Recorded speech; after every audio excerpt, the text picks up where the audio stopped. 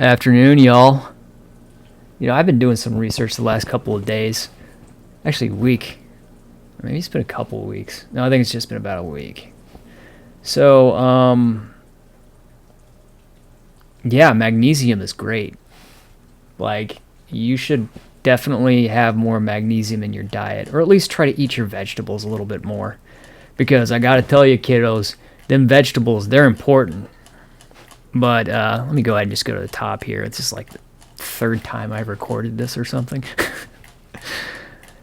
All right. This was definitely a very long chat, and this is not the only one that has been attributed to this. In fact, I would dare say that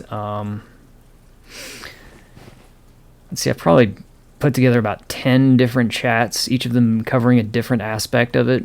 And this is more of like a chat where I put everything kind of together. And what I'm trying to do is paint a picture across the animal and plant kingdoms. I'm trying to see the similarities and trying to see some overlap on why we aren't getting as much magnesium in our diets. I think it's like 50% of Americans are deficient in magnesium. And there's a pretty I think there's a slight correlation between lower magnesium serum levels and cardiovascular mortality. So if you had a heart attack and you had low magnesium, you'd probably die. Have a better chance of dying. So, yeah. Anyways, getting on to it. Let's go ahead and talk about like the plant side of this. Because the thing that started off this chat is I asked the question about nutrient reductions in crops. And it's saying that there's been a reduction worldwide, about 20 to 30%. But here in the U.S., it suggests much steeper drops. And if we can do for a second, I might actually look that up here. Let's do that. Why don't we do that, huh? Within the U.S.,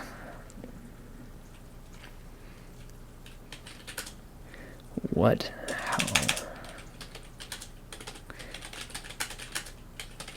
in magnesium, drops in magnesium. Significant but often hidden issue. While most U.S. agricultural soils are not considered naturally empty of magnesium, modern intensive farming and specific soil conditions. Okay, so it's getting into like some of that, and we can talk about that later. So wheat has shown 7 to 29% decline in magnesium over the century. Fruits and vegetables 15 to 25%. So it's not as bad as the global rate, but still, it's not great, and it's definitely demonstrating that there's definitely less magnesium in our diets. And then when you get into white flour, you start noticing that it strips the majority of magnesium from the grain flour just so it can be whiter. Oh man, we really are obsessed with white here in America, aren't we? All right, so what am I looking at here? Oh, okay. Is that me looking at the magnesium's role in the kidneys? Oh, I think this is me. This might be the one I'm looking for. Hang on. Yep. Okay. Let's go ahead and go to the top then. I want to see where this... Yeah, that's this one. Okay.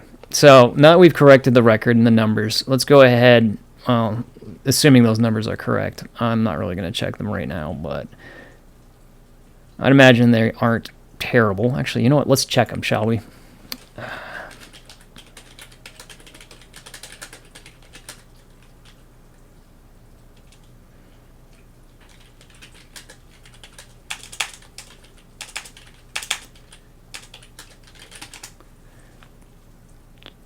Look at a 50-year, 20 to 30% decrease. Okay, that's worldwide.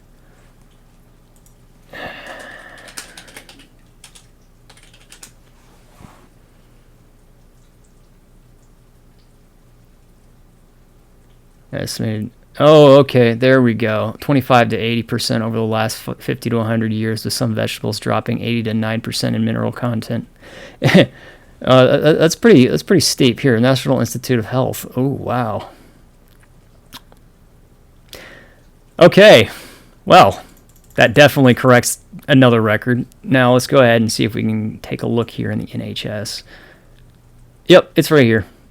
Yep, there it is. Thank you, National Library of Medicine. You're beautiful. I love you.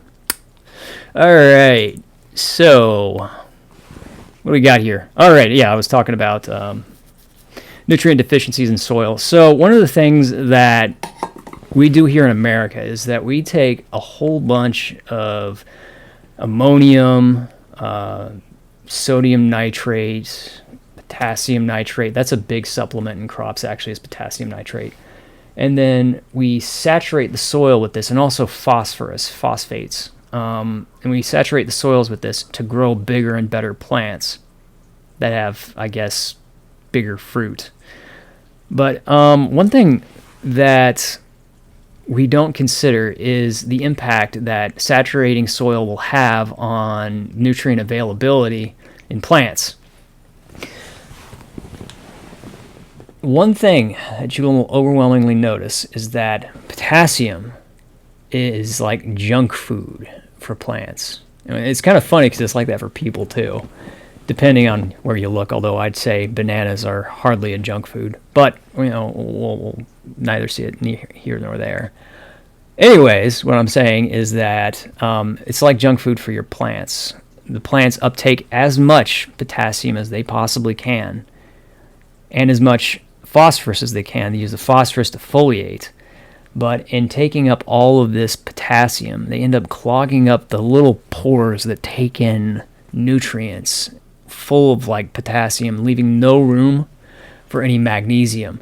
And the important role that magnesium plays in plant biology is that it will open up from the leaves where all the photosynthesis happens. It opens up the pathways into the plant's circulatory system, which is, I think it's called the phloem or something. Phloem? Anyways, it circulates the sugar around the plant so the plant can use it to grow and stay alive. And one way that you can tell whether or not a plant is, some plants at least, are deficient in magnesium is that they will start to grow anthocyanin, which is that red and purple stuff that are on your plants. And what this will do is it effectively freezes photosynthesis for that plant, or slows it down significantly. So there is less sugar inside of the leaf. And it'll actually actively use the sugar in the leaf to create these high antioxidant plants, or leaves and foliage, which there is an argument to be made about the impact this would have on human beings if consumed, and whether or not it's a positive or a negative, which I would say that there's a positive to that, but there has to be a balance between that and magnesium loads. Anyways, yeah, so it talks a little bit about what I just talked about, except not quite as in depth. Let's see. Yeah, standard fertilizers. For those of you who are unfamiliar, most farming is done with NPK values. So that's nitrogen, phosphorus, potassium. And then they have some, if they really want to get into it, some farmers actually go into the micronutrients. Some do. Not many, but some do. So let's see here. Yeah, so do not meet the recommended dietary allowance for magnesium. Yeah, so this would definitely cause a decline in the American magnesium diet. And the funny thing is I was talking about how magnesium and potassium, or potassium is like junk food for people. Well, I think it's potatoes have a bunch of potassium in there, and you know what they make with potatoes? Potato chips. Anyways, then you look at something like broccoli, which is supposed to be a big magnesium powerhouse. It's your vegetables. So the plants got to eat their vegetables. You get the idea. people eating vegetables, plants eating their vegetables being magnesium ions. I can, if plants could think, they'd probably be saying to each other, have you had enough of your magnesium ions, or have you been taking too much of that potassium up from your roots?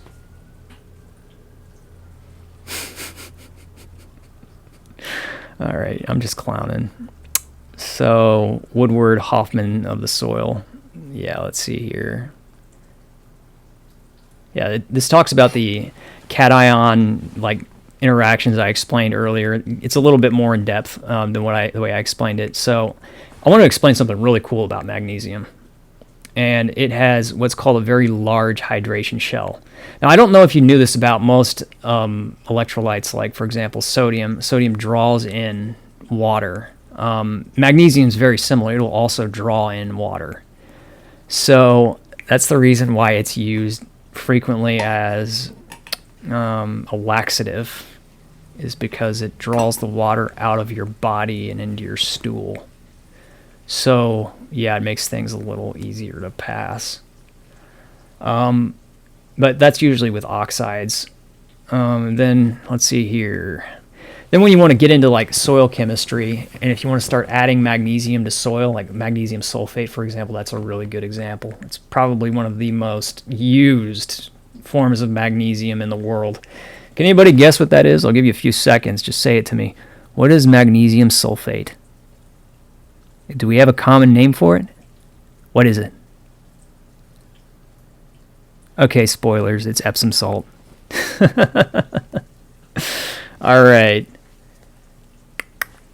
Yeah, let's see. It talks about, because magnesium is loosely held, it's easily shoved aside by potassium and calcium and ammonium, which is the NH4. Ammonium, I believe that's the... I think that's the basic form of ammonia. I might be wrong, though. It could be acidic. I have to look at it. No, it'd be basic, wouldn't it? Because yeah, it's basic. So that's the more basic form of ammonia. It's also less destructive to plant tissues and animal life in general. It's less toxic. So let's see here. Blocks magnesium transport proteins in the root cell membranes. Even if the soil is rich in magnesium, the plant is functionally starving because the gates are crowded with potassium. This is the thing I was talking about earlier, where the plants essentially are treating it like treating potassium like junk food, and just drawing it up into the roots and leaving no space for magnesium to be taken in. Let's see. Yeah, the catch-22. If you have a cation competition problem, simply adding more magnesium to soil often fails. And here's typically the reason why. Well, you can. It's talking about adding dolomite limestone or dolomitic limestone, just dolomite, whatever. High-value operations oftentimes spray magnesium sulfate directly onto leaves. And this essentially acts as like a foliar supplement that they use in orchards and in vineyards to increase the yield of the fruit and to help compensate for all of the potassium and nitrogen and sodium, all that stuff that's in the soil. So it's actually really cool. It talks about some of these leaves have waxy cuticles on them that prevent water from. It makes it so we don't actually know how much magnesium is being taken in by these plants. In acidic soil, magnesium leaches away and is replaced by toxic aluminum. Yeah, that makes sense. That can happen, but typically I believe you want more acidic values. Now, one thing I want to draw your attention here to is this right here, the pH window where magnesium stays available and viable. This is important because 6.5 I've noticed is the magic number for growing aquatic plants. So you want to keep it around 6.5 and 7, and that increases the amount of nutrient intake that these plants can do, like it makes them grow insanely fast. And it's pretty cool once you get that balance down between 6.5 and 7. Let's see. I'm tied up in carbohydrates. American industrial farmer relies heavily on ammonic nitrogen. Yeah, that's true. It does. It naturally acidifies the soil over time, creates a systemic leak where magnesium is constantly being washed out of the reach of roots. Yeah, I can see that because what do they call it? They inject the ammonia into the soil. Like they will push it in. What do they call those? Ammonia spiking. That's what they do. So they're putting the ammonia into the soil, and then they're trusting the bacteria in the soil to process that ammonia into a form that their plants can use. Or the plants are just going to use the ammonia directly. But there can be some problems with tissue damage unless it's in the ammonium format, in which case ammonium doesn't have that big of a problem. And there actually is a form of ammonium called ammonium nitrate, which is nitrogen on top of nitrogen. And I think that's pretty cool. All right, so luxury consumption for potassium, that's what I was talking about earlier with it taking up too much. And let's see. And this is me talking about the anthocyanin process where when some plants are stressed, they'll start producing more anthocyanin to essentially slow down or stop photosynthesis entirely. So let's see here. While this might increase certain antioxidant, it usually comes out of the cost of total biomass and primary nutrients. The plant is in survival mode, not nutrition mode. Research shows that magnesium-deficient plants often accumulate higher concentrations of phenolic compounds. You know, you know what I'm talking about. The bitter, structurally woody, but they're also like reddish, more antioxidant-rich stuff. Anyways, volatile organic compounds. Well, magnesium is a cofactor for isoprenoid pathway, which produces essential oils and terpenes. So that's where you get a lot of your flavors from. And without magnesium, these flavors don't come out. I don't know if you guys have noticed this, but if you take cherry tomatoes that you grow in rich soil using organic fertilizer, which I've done, and then you compare them to tomatoes grown and sold at the grocery store, the tomatoes that are in that organic fertilizer are going to have a much richer, sweeter flavor versus the one at the grocery store. And the reason for this is because more of that plant sugar, that glucose, is getting into the fruit and storing itself there.